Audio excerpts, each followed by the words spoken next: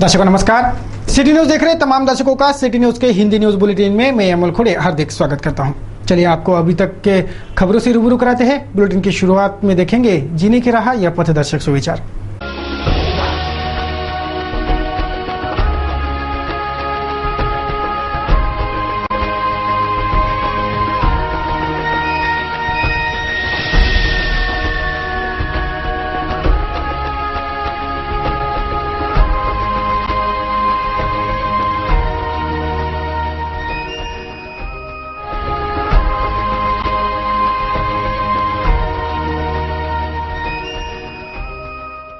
जीने की राह इस पथदर्शक सुविचार के बाद अब बारी है खबरों के श्रृंखला की। सर्वप्रथम बुलेटिन की सुर्खियां।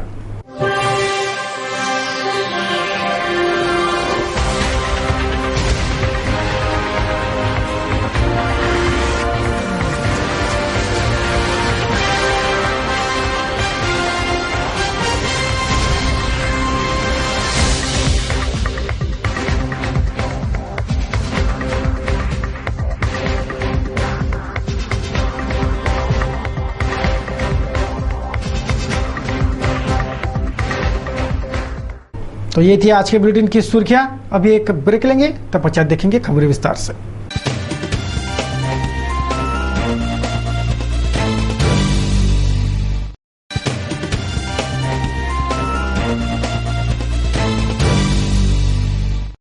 आइए अब देखते हैं खबरें विस्तार से।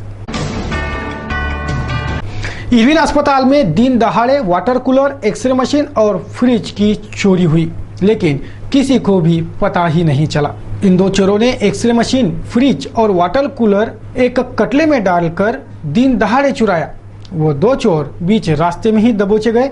खबर है कि इरविन के कर्मचारियों ने ही इन चोरों को चोरी करने में मदद की है। इरविन अस्पताल राम भरोसे ही चलता है। इस अस्पताल में किसी को भी सुध नहीं। अपनी ही दुनिया में इरविन के आला अधिकारी और डॉक्टर होते हैं। इसका पुख्ता प्रमाण शनिवार को मिला। दो चोर दिन दहाड़े कटला लेकर इरविन में घुसे। वहां से एक फ्रिज, एक वाटर कूलर और एक एक्सरे मशीन इन चोरों ने चुराई और पलायन भी कर दिया। इन चोरों को शहर के मालवीय चौराहे पर दबोचा गया। हैदरपुरा निवासी 24 वर्षीय अब्दुल शरीफ अब्दुल रफीक और 23 वर्षीय सैयद कमल सैयद करीम, यह उन दो चोरों के नाम है। इस वाकये ने एक बात साफ उजागर कर रख दी कि इरविन अस्पताल का वारिस कोई नहीं, ना शासन ना प्रशासन, सिर्फ नाम के ही लिए और इस अस्पताल में तैनात डॉक्टरों की दुकानदारी चलाने बस यह अस्पताल सरकार ने खोला है, मरीजों के सेवा सुविधा के लिए नहीं। अमरावती शहर के निगमायुक्त तो बड़े सख्त मिजाज वाले हैं। ऐसा हर कोई उनके बारे में कहते दिखता है, लेकिन इस सख्त अफसर को शहर की और मनपा दफ्तर की गंदगी कैसे रास आती है, यह सवाल शहरवासी पूछ रहे हैं। अमरावती शहर में निगमायुक्त चंद्रकांत गुडेवार, इन्होंने अपनी पहचान सख्त अफसर के रूप में बना रखी है। चलो अच्छा है, सख्त अफसरों की जरूरत भी है, लेकिन इतने सक्षम और सख्त अफसर को अपने ही दफ्तर यानी मनपा में फैलने वाली और शहर भर की गंदगी कैसे रास आ रही है, ये सवाल जनता पूछ रही है। मनपा का गलियारा गंदगी से भरा दिखता है। मनपा की दीवारों पर पान गुटखा आदि खाकर थूकने वालों ने रंग दिया है। यहाँ तक कि मनपा प्रवेश द्वार के पास जो पेड़ है उसने तक अपना हरा रंग बदलकर कत्थे चूने की चादर ओढ़ ली है। दीवारों, सीढ़ियों तक का रंग मनपा का बदल चुका है। ये निगमायुक्त को क्यों नहीं दिखता? क्या अब जनता मनपा में स्वच्छ मनपा दफ्तर अभियान चलाए? मनपा ही गंदी है तो शहर क्या साफ होगा? शहर के शान का कचरा हमारे महकमे की उदासीनता के चलते हो रहा है। शहर के ऐतिहासिक परकोटे को भी कचरे का कभी न छूटने वाला ग्रहण लगा हुआ है। प्रभागों से लेकर मनपा तक सब कुछ गंदा है। बड़ा सवाल यह है कि यह गंदगी मनपा को रास कैसे आ रही है। महाभर हो गया, बारिश नहीं बरसे। बीते दिनों जब बारिश हुई उस दिन को एक माह पूरे होने लगा है, लेकिन बारिश गायब के गायब ही है। जिले भर में बारिश ने दगा देने से किसान कहीं फांसी लगा ले रहा है तो कहीं जहर पी रहा है। किसान आत्महत्याओं का सत्र फिर एक बार नए सिरे से शुरू हो चुका है। जिले भर से आए दिन किसान आत्महत्याओं के वारदातों की खबरें आने लगी है। वैसी ही खबरें बारिश के लिए मनौती मांगे जाने की भी है। नाराज वरुण देवता को मनाने जिले भर में धोनी यात्रा निकाली जा रही है और बारिश को बरसने का निमंत्रण दिया जा रहा है।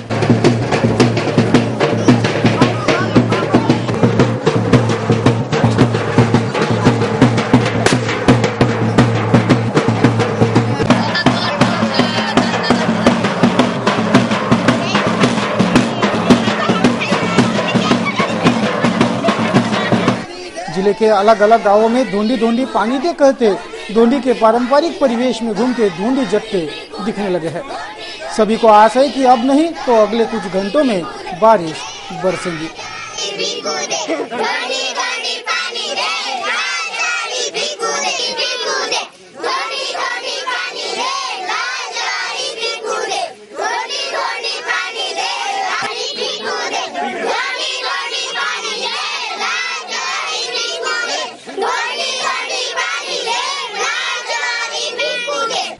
बारिश ने दगा देने के कईयों कारण है।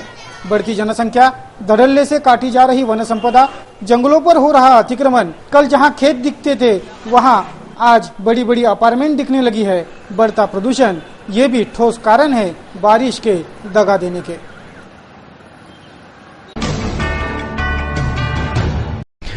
किसान आत्महत्याओं का सत्र थमने का नाम ही नहीं ले रहा है। अब तक हुए किसान आत्महत्या के संख्या में पल पल इजाफा हो रहा है। ये बात सच में चिंताजनक है। सभी ने इस ओर ध्यान देना जरूरी है।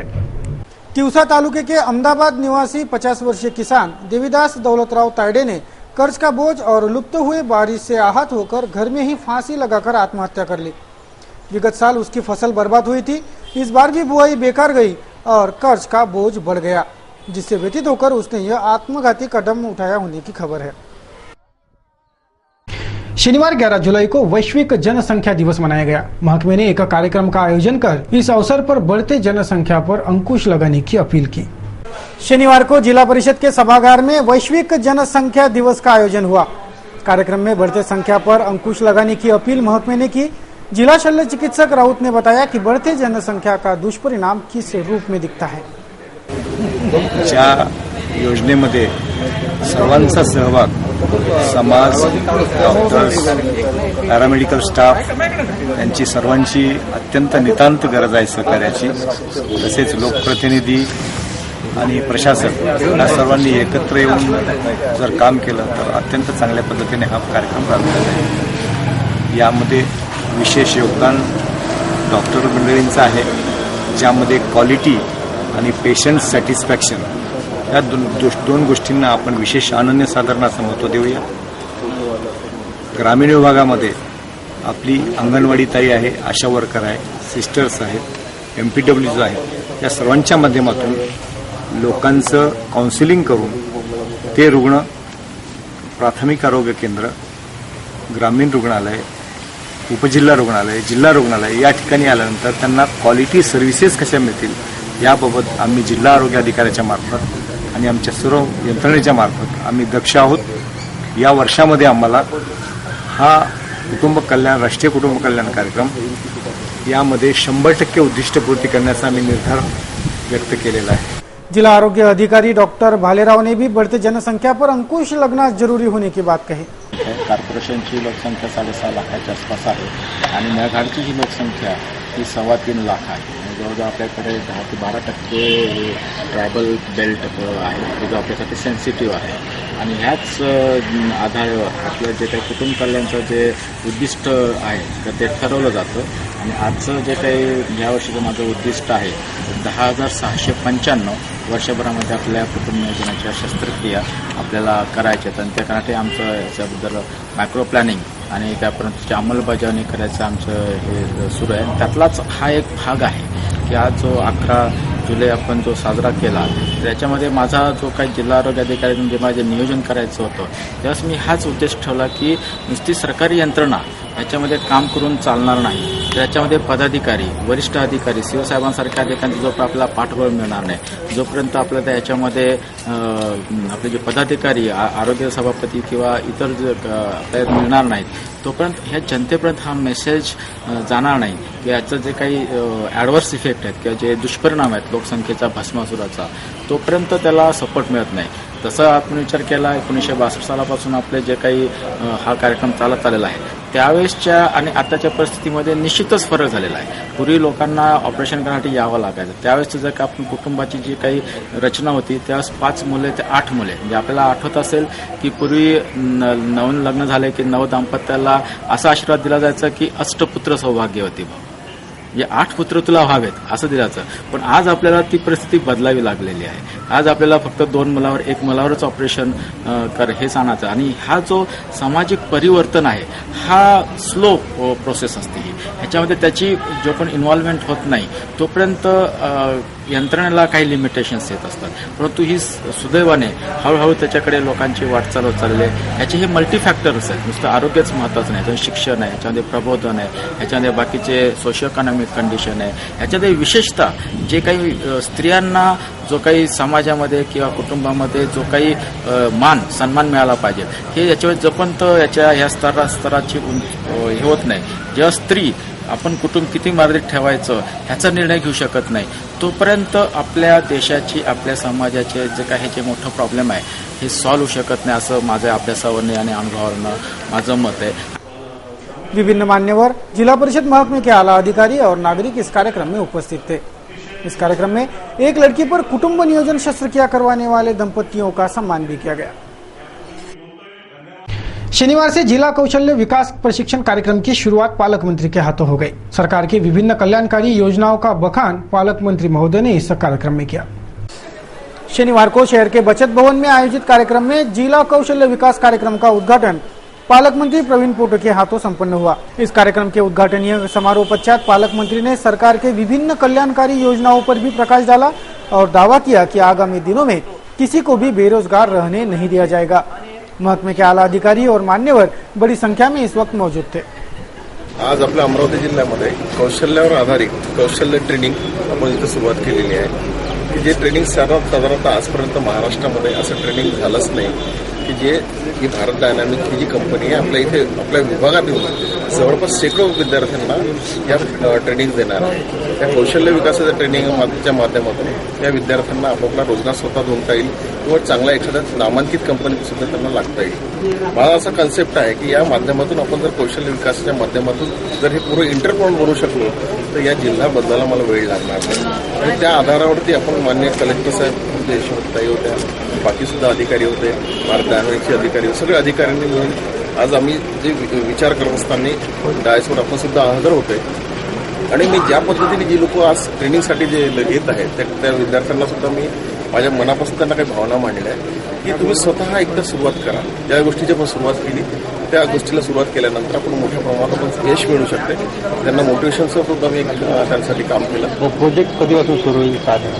प्रोजेक्ट लाईन अप झालेला आहे। जवळपास भारत डायनामिकली 10 कोटी रुपयाचा इन्व्हेस्टमेंट झालेला आहे आणि आपल्या इथे रेल्वेचा सुद्धा वॅगन कारखाना सुद्धा आपण लाईन अप केलेला आहे। त्याला जवळपास 200-2,000 कोटी रुपयाची लागत सुद्धा त्याच्यामध्ये तयार झालेली आहे। येणारा 1.5 ते 2 महिन्याच्या आतमध्ये याचं उद्घाटन सुद्धा होईल आणि भारत डायनामिक आणि रेल्वे वॅगन्स याच्यामध्ये साधारणतः आपल्या इथे जवळपास 3,000 लोकांना रोजगार मिळणार आहे। पण रोजगार देत असताना त्याचा कोणतं कौशल्य आहे, त्याचं ट्रेनिंग किंवा त्याची बाकी बुद्धिमत्ता काय त्यावर आधारित सगळं रोजगार राहणार आहे। पण कौशल्य विकास हा जो आपण आज महाराष्ट्र शासनाने तसेच मान्य या देशाचे पंतप्रधान मोदी साहेबांनी हा जो उपक्रम घेतला की हा महाराष्ट्र आपल्याला बदलायचा, हा देश बदलायचा आहे। ज्या पद्धतीने चायनामध्ये एक छोटासा स्टेट जो मोठा होतो, जो नुसतं मोठाच नाही तर नुसतं त्याच्या याने सुद्धा मोठा होतो आणि त्याच्यानंतर आज चायना हा पुऱ्या जगावरती ज्या पद्धतीने वापरण्याचा किंवा ज्या पद्धतीने प्रभाव टाकण्याचा प्रयत्न करत आहे त्या पद्धतीने आपल्या या देशाचा, भारताचा या जग महानगर का यातायात विभाग अपडेट होते दिखाई देने लगा है। यातायात के नियोजन और कंट्रोलिंग का काम करने वाले यातायात कर्मी आधुनिक संसाधनों का अवलंब करने लगे हैं। महकमे ने उन्हें माइक, फोन और स्पीकर वाला यूनिट दिया है जिससे यातायात कर्मियों को यातायात कंट्रोल करने में मदद मिल रही है। अब बस शहर की अनियंत्रित यातायात का नियोजन बाकी है।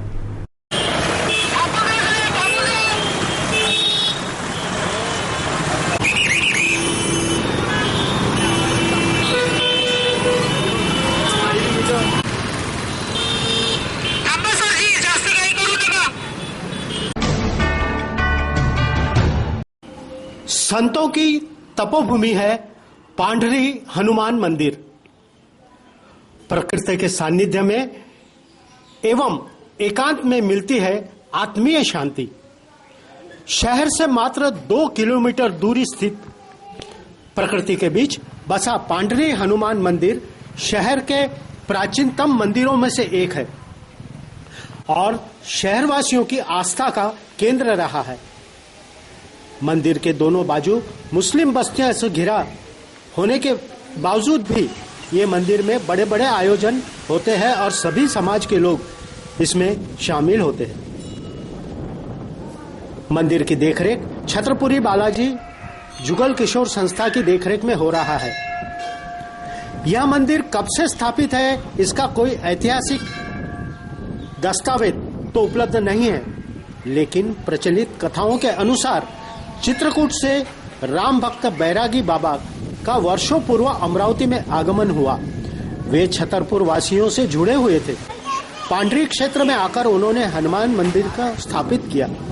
सर्वप्रथम एक झोपड़ी बनाकर उन्होंने हनुमान जी की आराधना आरंभ की। उनकी नित्य साधना देख भक्तगण मंदिर में जुड़ने लगे और बैरागी बाबा से परिचित संत गणों का भी मंदिर में आगमन होते रहा, जिससे यह जगह संतों की तपोस्थली बन गई। यहाँ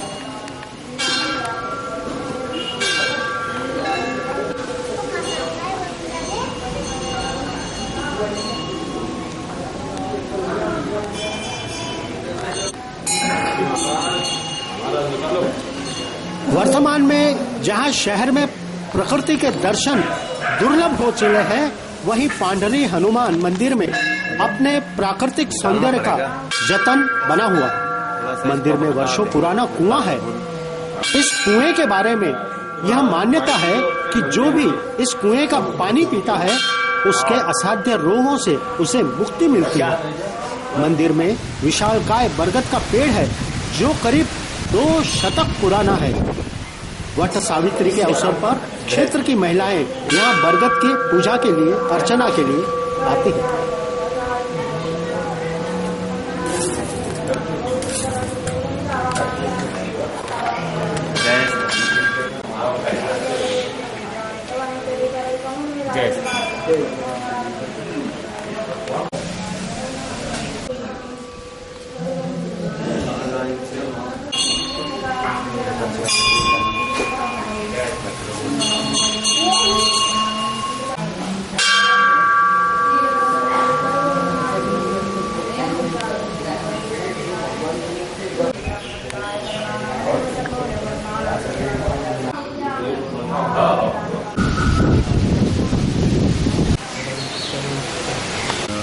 मैं महेश गुप्ता इस जुगल छत्रपुरी बालाजी जुगल किशोर संस्थान का ट्रस्टी, आप संजय खरिया जुगल किशोर संस्थान के सेक्रेटरी, और यहाँ का पूरा कार्यभार जो भी चल रहा है वो जुगल किशोर पटेरिया, माननीय जुगल किशोर पटेरिया के अगुवाई में चल रहा है।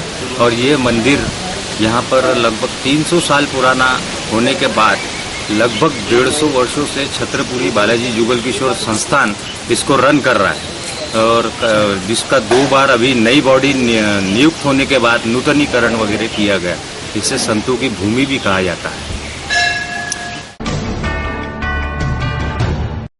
अधिक मास पुण्य कर्म कमाने का मास है। हिंदू धर्म में अनन्य आस्था रखने वाले इस माह में पूजन, कीर्तन, व्रत, उपवास कर धर्म लाभ उठाते हैं। इस परंपरा पर भाजी बाजार स्थित लक्ष्मी नारायण मंदिर में कीर्तन प्रवचन का कार्यक्रम शुक्रवार को आयोजित हुआ। मामा शास्त्री द्वारा पोथी पूजन वाचन का कार्यक्रम संपन्न हुआ, जिसमें भारी मात्रा में भक्तगणों ने लाभ लिया।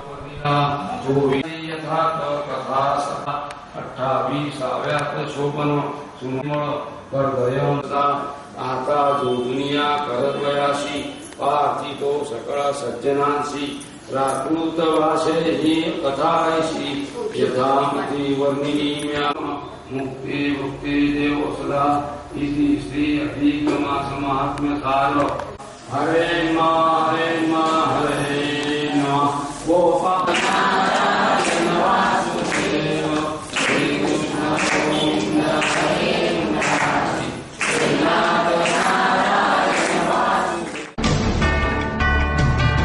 विगत 40 सालों से कला संचालनालय ने रेखा कला का अभ्यासक्रम बदला नहीं था। उस अभ्यासक्रम की पुनर्रचना अब की गई है।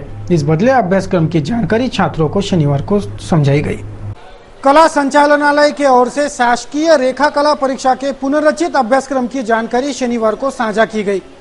उक्त बदले अभ्यासक्रम की जानकारी छात्रों को देते ये भी बताया गया कि 40 साल में पहली बार ही शासकीय रेखा कला का अभ्यासक्रम बदला गया है। महाराष्ट्र राज्य कला संचालनालय मुंबई यांच्या वतीने दरवर्षी शालेय स्तरावरील विद्यार्थ्यांसाठी शासकीय रेखाकला परीक्षांचं आयोजन केलं जातं। महाराष्ट्राबरोबरच महाराष्ट्राच्या बाहेरचे काही राज्य देखील या परीक्षांना विद्यार्थ्यांना बसवतात आणि एक मोठ्या प्रमाणामध्ये विद्यार्थ्यांची संख्या या परीक्षेमध्ये सहभागी झालेली असते। गेल्या 40 वर्षापासून या ज्या काही परीक्षा घेतल्या जातात त्याचा अभ्यासक्रमामध्ये मात्र बदल केलेला नव्हता आणि काळानुरूप बदल हे गरजेचे असतात। त्याचा विचार करून यावर्षी पुनर्रचित अभ्यासक्रम कला संचालनालयाने या दोन्ही परीक्षांसाठी लागू केलेला आहे। या परीक्षेचं स्वरूप विद्यार्थ्यांपर्यंत पोहोचावं, अध्यापन करणाऱ्या संबंधित शिक्षकांपर्यंत माहिती व्हावी या दृष्टीने कला संचालनालयाने गेल्या 18 तारखेला राज्यस्तरावर संपूर्ण राज्यामधल्या काही ठराविक तज्ज्ञांचं मार्गदर्शन घेऊन त्यांच्या माध्यमातून प्रत्येक जिल्ह्यामध्ये उद्बोधन वर्गाचं आयोजन करून त्या माध्यमातून हा अभ्यासक्रम प्रत्येक जिल्ह्यामध्ये पाठवण्यात आलेला आहे। सर्व जिल्ह्यांमध्ये आता हा अभ्यासक्रम आमचे तज्ज्ञ संबंधितांपर्यंत पोहोचवत आहे आणि या वर्षीची होऊ घातलेली जी परीक्षा आहे ती या पुनर्रचित अभ्यासक्रमाप्रमाणे घेतल्या जाते। या अभ्यासक्रमाचं ठळक वैशिष्ट्य जर सांगायचं झालं तर शालेय स्तरावरील अभ्यासक्रमाशी रेखाकला परीक्षेचा सहसंबंध जोडला गेलेला आहे। परीक्षेतील विषयांची संख्या मर्यादित केलेली आहे। सोबतच काही विषयांमधल्या पेपरची काठिण्य पातळी कमी करून अभ्यासक्रम पुनर्रचित करण्यात आलेला आहे। उद्देश एकच आहे की जास्तीत जास्त मुलांनी कलेचा आस्वाद घ्यावा, आनंद घ्यावा, त्यामध्ये रुची दाखवून त्या क्षेत्रामध्ये जाण्याचा त्यांनी प्रयत्न करावा, पर्यावरण संवर्धन करावे, अशा प्रकारचे काही उद्देश घेऊन ही परीक्षा या मुलांपर्यंत। तो दर्शकों, इस बुलेटिन में बस इतना ही। बुलेटिन के अंत में एक बार फिर नजर डालेंगे बुलेटिन के सुर्खियों पर।